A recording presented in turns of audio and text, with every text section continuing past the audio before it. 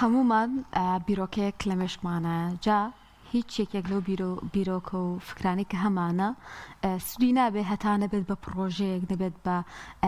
بابەتێکی بەرجەستەکراو لە واقعدا بێگومان بۆ ئەمەش پێویستمان بە هەندێک زانیاری هەیە هەر لە خۆ ناتوانین هەنگاو بنین بۆ جۆرێک لە پرۆژە ئەگەر زانیاریمان نەبێت لەسەر شێوازی ئەنجامدانی ئەم پرۆژەیە لەسەر شێوازی پرۆژەکان و گرنگی پرۆژە لە چیدایە تۆ ئەگەر لە ماڵە کابی لە خێزانێکدا بی پێویست بە پرۆژەیە ئەگەر لە بزنسێکی گەورەیابی ئەگەر کارمەندێک بی لە کۆمپانیایەکدا ئەگەر دەوڵەتداری بکەیت و سیاست بکەی پێویستت بە پرۆژێ هەموو لایەنەکانەوەیان پێویستمان بە پرۆژێ بزانین گرنگی پرۆژە چییە و چۆن کەسێک هەنگاو بنێ بۆی و چۆن بەردەوام بێ لەسەری و بتوانێت کاری گەوری پێ بکە ئەمڕۆ ئێمە باسم بابەتە دەکەین بە میوەداری بەڕێز دکتۆر فەریدون سعید مامۆستای زانکۆ کە بە خۆشحاڵی لە ئستۆدیۆ لەگەڵمانایە کاکتۆر بەخێر بێی سپاس باوەڕ زۆر سپاس زۆر ممنون زۆر سپاسانەکە بزانین پرۆژە چییە؟ بەڵێ طبعا ئەگەر ئێمە تعریفێ بکەین بۆ پرۆژە بریتیە لە چالاکیەکی بە پلان بۆ بەدەستهێنانی ئامانجێک یان چارەسەرکردنی کێشەیەک تۆ هەدەفێکت هەیە باشە هەدەفێکت هەیە ئەتوێ ئەم هەدەفە بپێکی یەی چی ئەەکەیت یەیت چالاشیەک ڕێکەخەیت بەرنامەیەک دانەی بە پلانێکی ورد باشە هەموو جانبە ئەم لاولاکانی ئەخوێنیتەوانێ حتاوەکو ئەگەی بەو هەدەفە جا ئەمە چ لەسەر ئاستی تاک بێت وەکو شخصی خۆت ئەتوانیت پرۆژەیەکدا بنیت مەشروعێکدا بنیت و ئامانجێکدا بنیت ئیشی بۆ بکەیت و پلانی بۆ دابنی بۆی پێی بگەیت چ لەسەر ئاستی کۆمەڵایەتی و لەسەر ئاستی حکوومەت و حیزب و ڕێکخراوەکان بێ وەکو جەنابەت ئاماژەت پێەیە بە هەمان شێوە پێویستە تۆ کۆمەڵێک چالاکی بە پلان بکەیت بۆی ئەو هەدەفەی کە هەتا لە کاتێکی دیاری کراوە لە زەمانێکی محدودە بتوانیت بە ئەنجامی بگەیەنیت و هەدەفەکەت بپێکی ئەگەر نەت پێکە پێویستە خەتڕجعەت هەبێت و خطەی بەدی لێ هەبێت بۆی بگەیت لە کۆتاییە بگەیت بە زۆرترین ئامانج کە لە مێشکتا دادناوە کاک زۆر خۆی زۆر جار گەڵاڵەبوونی پرۆژە لەلایەن تاکۆگەر لە تاکۆ دەست پێ بکەین ئەمە تا چەند گرنگە پەری پێ بدا ینی کە شتێک دێ بە خەیاڵە پرۆژەیەک دێت پلانی بۆ دابنێت وردە دوای پلانەکان بەرنامە ڕێژێکی باشی بۆ بکە بۆی بگاتەوە ئاماجی کە خۆی ئەوێ ئەمە چۆن نەکرێ وە گەشتبینی لە پرۆژەکەدا تا چەند گرنگە بەڵێ طبعا ئێمە هەر یەکێک لە ئێمە هەر تاکێک لە تاکەکانی ئەم کۆمەڵگایە بەیانی هەڵەسێت کۆمەڵێک ئیش ئەکات هەتاوەکو ئێوارە ئەخەوێت باشە دوای خەوتن بەیانی هەڵەسێت و کۆمەڵە ئیشەکات هەندێک کەس ئەم ئیشەی کە ئەیکات پێڵێن ڕۆتین وۆرک ئیشی ڕۆژانەی ڕۆتینی هەدەفێکی نییە ئامانجێکی نییە ڕۆژان یەت و ئەڕوات هەتاوەکو بە یەکجاری وەکوەڵە کۆچی دوایی ئەکات و هیچ هەدەفێکیشی نەپێکەوە ڕۆژانە دووبارە ئەبێتەوە بێزەبێت ڕۆتینێکە و دووبارە ئەبێتەوە بەڵام کەسی بە پلان ئەم پرۆژانە چی لێ ئەکات ئەم ڕۆتینەی کە ژیانی هەیە ڕۆژانە ئەیخاتە سەریەک هەر ڕۆژە و هەنگاوێک ئەچێتە پێشەوانێ تاوەکو ئەو ئامانجەی کە دایناوە ئایا لە ماوەی 2 ساڵا بێت لە ماوەی 10 ساڵا بێت لە ماوەی 15 ساڵا بێت بتوانێت پێی بگات و بەدەستی بهێنێت جا ئەمە بەڕاستی زۆر گرنگە ئینسانی ڕۆشنبیر لەسەر ئەوە پەروەردە بکرێت کە کاتی خۆی بەفیڕۆنێت و ڕۆژەکانی یەکسان نەبێت و دووبارە نەبێتەوە حتا پێغەمبەر صلی الله علیه وسلم چۆنی فێرکردوین ئەفەرمێ من استوى یوماه فهو مغبون ئەگەر کەسێک 2 ڕۆژی وەکو یەک وابێ ئەوە کەسێکی گێلە جا ئەگەر بێت و تۆ ئەم 2 ڕۆژە 2 ڕۆژ وەکو یەکوابێ ئەگەر 2 ساڵی وەکو یەکوابێ ئەگەر 10 ساڵی وەکو یەکوابێ بێ چەند گێلێتی بێوانە ئەگەر خوا نەخواستە بەرەو خوارەوە بڕۆیت وانە دوێنێ و باشتر بێت لەمڕۆ وەکو پەندە غەڵەتەکەی کوردەیە لە ساڵ بە ساڵ خۆزگەم بەپار وانە ئەمە طبعا هەڵەیە تۆ تەمە نابکەی بڵێ پار یعنی تۆ بەرەو خراپی چویت نەخێرەبێ بڵێیت سوپاس بۆ خوا کە لە پارە ژیام وەتوانیم ئەم ساڵم خۆشتر بێت لە پار. باش ئێمە توێن بڵێن جۆری پرۆژەمان هەیە یان ئەو جۆرە چۆن جیا ئاکرێتەوە ئەکرێ بۆن لەسەر ئاستێکی بچووکتر لەسەر ئاستێکی گەورەتر تۆ پرۆژەیەک دابنی؟ بەڵێ بەنسبەت پرۆژەوە طبعاً پرۆژی بچووکمان هەیە و پرۆژی گەورەشمان هەیە. پرۆژی تاکە کەسیمان هەیە تۆ بۆ نمونە پلانێک دانیت لە منداڵی تەوانێت لە تەمەنی بڵین 12 ساڵی و 13 ساڵیەوە ئەمەوێ ببم بە فڵاشت، ئەمەوێ ببمە وەزیر، ئەمەوێ ببمە ئەندام پەرلەمان، ئەمەوێ ببم بە دکتۆر. ئیش ئەەکەیت ئەمە پێوترێ پلانی تاکە کەسی. هەوە هەموو کەسێک ئەتوانێت ئەوەی کە بیەوێ بەدەستی بێنێ، بەڵام بە مەرجێک تۆ مؤهلاتی بۆ حازرکەیت و خۆتی بۆ ئامادەکەیت. و لەسەر ئاستی کاری جەماعیش بە هەمان شێوە کە کاتێک تۆ حیزبێک دروست دەکەیت ئەبێت کۆمەڵی ئەهدافە هەبێت، ئەم ئەهدافانە پلانێکی وردا بنیت بۆ جێبەجێکردنی پلانەکەش ئەبێت هەموو ئامادەکاریەکان بکەیت هەتاوەکو بگەی بۆ ئامانجە. ئەمە لەسەر ئاستی حتا لەسەر ئاستی حکومی حکوومەت نابێت هەر وەکوەڵێ ڕۆژ بابەدەم باوە. پێویستە پلانی هەبێت لە 2025 چی ئەکات، 2030 ئەگا بەچی، 2040 ئەگا بەچی، و پێویستە ئەم پلانانە لە 100% تەنفیز بکرێت. ئەگەر لە 100% تەنفیز نەکرا بەقەدەر ئەوەندەی تەنفیز نەکراوە و جێبەجێ نەکراوە ئەو حکوومەتە نەقسی هەیە و فەشەلی هەیە. کاک دکتۆر ئەم نمونەی جەنابیشە بۆ حیزبیش ممکنە، ینی حیزبی پێویستە پرۆژە و پلانی باشی ئەبێ بۆ بەرەو پێشوونی خۆی بۆ سوودگان بە کۆمەلگاکەی. زۆر جار ئەگەر نمونەی باسی لە کۆمەلگای ئێمەدا بوون حیزبی ئیسلامی ینی بۆچی ئەو کەسانی لە دەورن سنووردارە یاخود هۆکارەکەی بۆچی ئەگەڕێتەوە کە بەرفراوانتر نابێت؟ نەبوونی پرۆژێ، نەبوونی پلانە، نەبوونی ئامانجە، هۆکار بۆچی ئەگەڕێتەوە جەنابە دەگراماشی؟ طبعا ئێمە ئەگەر ئەو بابەتە بوروژێنین و من خۆشحاڵیشم لە کەناڵێکی ئیسلامیەوەنێ ئەم بابەتە ئیسلامیە باسەکەم، ئەمە مانای ئازادی بیرروڕایە. طبعا ئەگەر ئەو بابەتە بوروژێنین کۆمەڵێک فاکتەر هەیە، فاکتەری داخلی هەیە لە ناو حیزبەکەیە و کۆمەڵی فاکتەریش هەیە خارجیە. ئێمە هەمیشە کێ تاوانبارەکەین؟ فاکتەرەکانی دەرەوە. کاکە خەتای ئەوەیە و خەتای ئەوەیە قەت ناین نەقدی زاتی بگرین، ڕەخنە لە خۆمان بگرین، ئێمە پلانەکانمان بۆ جێبەجێ ناگرین. چونکە هیچ کەسێک فەرشی سووری بۆ ڕانەخراوە لە ژیانە، چ لەسەر ئاستی تاک چ لەسەر ئاستی حیزب و حکوومەت. کۆمەڵێ مەشاکلیەتە بەردەمێت، کۆمەڵێ کێشە هەیە. تۆ پێویستە پێش ئەوەی ئەو کێشانە بێتە بەردەمت و پێش ئەوەی پرۆژەکەت ئیعلان بکەیت حلی ئەو کێشانت پێبێ. لەبەر ئەوە فعلا ئێمە کەم تەرخەمین وەکو لایەنە ئیسلامیەکان بۆچی هەنگاو نانین بەرەو پێشەوانێ لە کاتێکا ئێمە لە کۆمەلگایەکی ئیسلامیە خەڵکەکە هەمووی ئیسلامی قوبوڵە، مسلمانی قوبوڵە و تەنانەت ئەوەی کە خۆشی ئیلتیزامی ئاینی نییە لە پرۆژەکانە مسلمانانی قوبوڵە. یعنی بۆ نمونە بچۆ لە زۆر لەم پرۆژانی کە هەیە پرۆژە مەدەنیەکان لایەنی ژمێریاری ئەدرێتە دەست کەسێکی باوەڕپێکراوی مسلمان. ئەمە مانای چییە؟ مانای دەستپاکی و ئەمینی و سەرڕاستی ئەندامانی ئەم حیزبە ئیسلامیانەیە. ئەی بەرامبەر بەوە بۆ ئێمە پێش ناکەوین ئەلێرەیای کێشەکە هەیە. پرۆژەکەمان چ وەکو پلان خەلەلمان هەیە،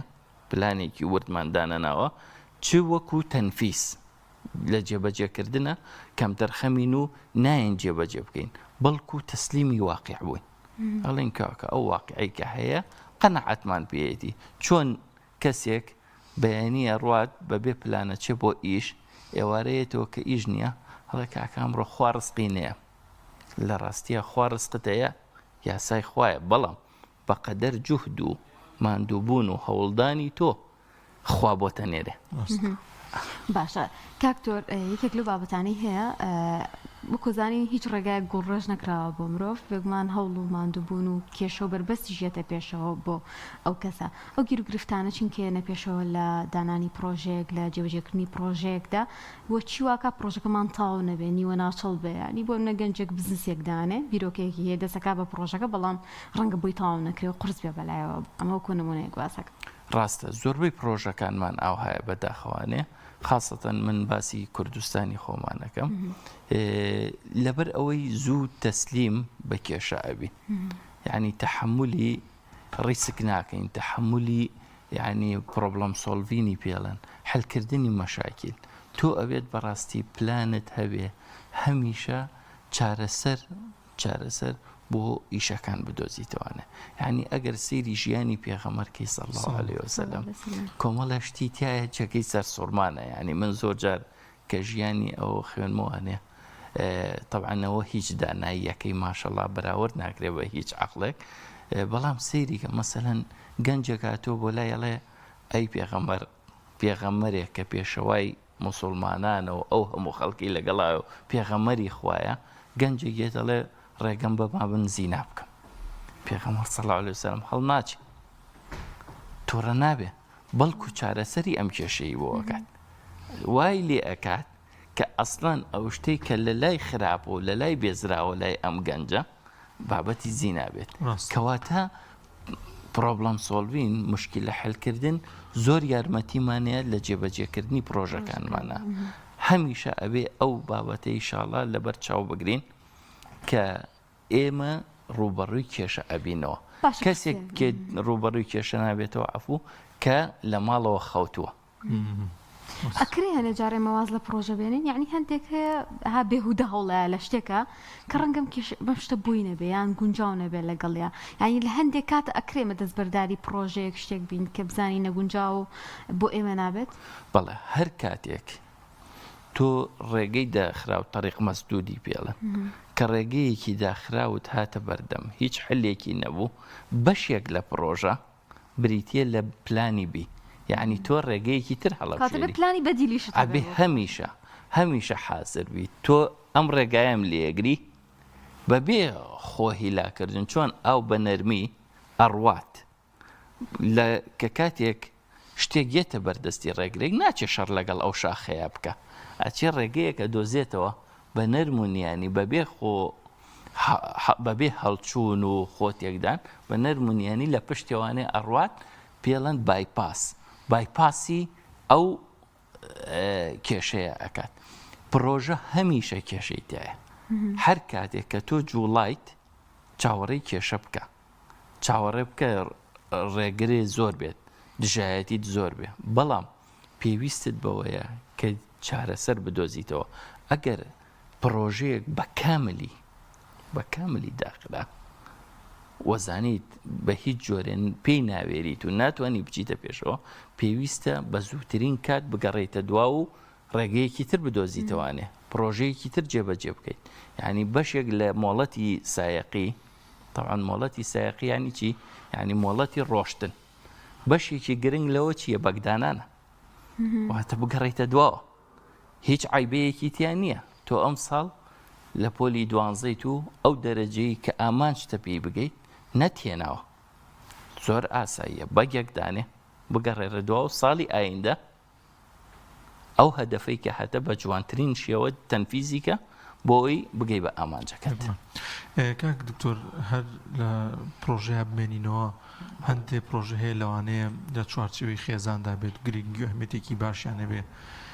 ئەو پرۆژانەی کە لە نێو خودی خێزاندا دیارەکرێت چ لە بابەتی دارایی بێت چ لە بابەتی ئابوووریەکەیان بیان هەر شتێکی دیکە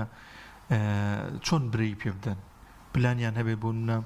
شوقەیە بکڕن پلانیانە بێت بچنە ماڵی خۆیانەوە لە کرێچێتی ڕزگاریان گەشتێ بکەنیان زۆر شتی دیکە ئەمە تا چەند گرنگە وەکو لە پێشێکیشە ئاماژت پێکردیانی ڕۆتیناتێکی ژیانیان نەبێت خێزان هەر دووبارەوە ئیشکرد و ماڵەوە ئەمە بۆ گرنگە بۆ خێزانیش بوونی هەیە پرۆژە و پلانی کە جەنابەتەر ئاماژت پێکرد بەڵێ طبعا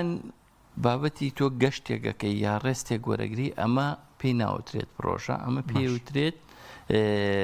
ئۆکۆڵێ ریفرێشمنت ماڵە وانە ئیسراحەتێک پشوویە گەیت لە هیلاکبوونی کارەکەتە ئەوە مەفروزە لە کاتی تەنفیزکردنی هەموو پرۆژەیەکە تۆ بەشێک لە ژیانت بریتی بێ لە ئیسراحەت باشە ئیسراحەتکردن گەڕان گەشتکردن ئەمە بابەتێکی واریدە بۆی هیلاک نەبی و ماندوو نەبیت بەڵام پرۆژەی خێزانی کە کاتێک ئێمە دای ئەنین خاصەتەن ڕقم یەک دایک و باوکن پێویستە بە پلان هەنگاو بە هەنگاو بڕن میزانی خۆیان ئەو میزانیەی کە هەتا نابێت هەرگیزە و هەرگیز گاڵتەی پێ بکەیت باشە و نابێت بیەیتە دەستخوا خوا گەورێ ئەم وشەیەکی نادروستە بۆ قەنەعەتکردن بەخۆت ڕاستە خوا هەر گەورەیە وانە تۆ بدۆڕیت یا بیبیتەوە خوای گەورە هەر گەورەیە بەڵام ئەوە مهمە تۆ مەسەلەن بۆ نمونە بودجەیەکێت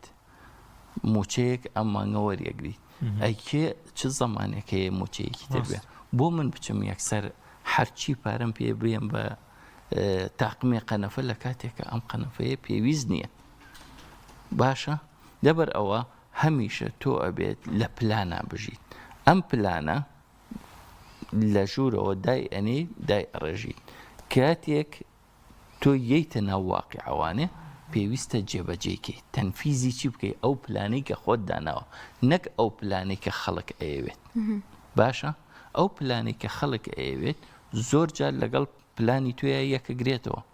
زۆر جاریش دژی پلانەکەی توێ ئەبێ ئەسڵەن وەکو باسمان کرد بایپاسی بکەیت لابیت لەوێ من خەریکی پرۆژەی خۆمم نەک پرۆژەی تۆ باشە مە بکەمە کۆتا پرسیار جیاوازی و کەسانە چیە کە یان با بڵین ئەو لایەنانە چیە کە خاوەنی پرۆژن و کاری لەسەرەکەن لەگەڵ ئەو کەسانی کە بەبێ پلان و بەبێ پرۆژە هەنگاوێن بۆ کاروبارەکانی ژیانیان ئەوانەی کە ڕۆتین دووبارە ئەکەنەوەنێ یعنی لەگەڵ ڕێز و خۆشەویستیم بۆیان دوور لە دینەکەیان کەسێکن کە عەقڵیان بەکار ناهێنن باشە وەکو تەشبیه نەبێت وەکو هەر یەکێک لە حەیواناتەکانی تر تەبعاً مرۆڤیش جۆرێکە لە ئاژەڵ بەڵام ئاژەڵێکی پێشکەوتووە خوا عەقڵی پێیاوە ئەگەر عەقڵەکەت بەکار نێنە ئەوانە ڕۆتین یەن و ئەڕۆن وەکو چۆن مەڕ و بزنێک 2-3 ساڵ ئەژیویەت و خزمەتی خۆیە کات و شیری خۆیە دوای لە کۆتاییە ئەڕوا بەبێ ئەوەی هیچ جێپەنجەیەک لە ژیان بەجێ بێڵێت ئەمانە ئەوانی کە ڕۆتینی ژیانیان بەو شێوەیە بەبێ پلان ئیشەکەن و پرۆژەیان نییە من ئەوهایان بینم بە عەکسەوانێ ئەوانەی کە پرۆژەیان هەیە سبەی ڕۆژ جێپەنجەیان لە تاریخ و لە مێژووە ئەنووسرێت لە شەرعی شاپیە وترێت سەدەقە جاریە سبەینێ تۆ کە پرۆژەیەکت هەبوو سەدەقە جاریەیە مەسەلەن بەرماڵێکی خستۆتە مزگەوتێکەوە هەتاوەکو خەڵک نوێژ لەسەر ئەو بەرماڵە بکە خێرەکەی بۆ تۆگە هیوادارم ئێمە هەمیشە پرۆژەمان هەبێت و واز لە ڕۆتینی دووبارە بێنین هەمیشە بەرەو پێشەوە بچین و بتوانین هەنگاوی زیاتر بنین زۆر سپاس دەکەین بەڕێز دکتۆر فەریدون سەعید مامۆستای زانکۆ میوانی ئەم تەورەیەمان بوویەخوا بەخێر زۆر سپاس بۆ ئێوەش مەمنون کە ئەم هەلەتان ڕەخسان هیوادارم بینەران و بیسەرانیش سوودیان بینی بێت زۆر سپاس